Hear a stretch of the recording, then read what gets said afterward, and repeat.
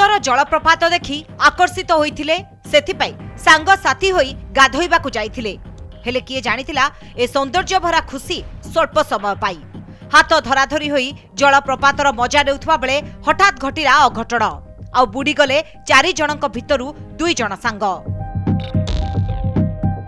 सौंदर्य भरा प्राकृतिक पर्यटन स्थली किंतु खूब विपदपूर्ण। पहाड़ झरणार कुळुकुळु शब्द समस्तंकु मोहित करुथिला। हेले एही सौंदर्य उपभोग करू करू चलीगला 2 छात्रंक जीवन। मालकानगिरी जिला खैरपुट ब्लॉक माथिली थाना अंतर्गत गुम्बा झरणारे मृत्यु संख्या बढ़िबा परे सृष्टि होइछि आलोड़न। जयपुर विक्रमदेव विश्वविद्यालय 5 जन सांग भोजी करबाको आसिथिले। 4 जन गाधोइबा बेले हठात गोड़ खसी जाइथिला।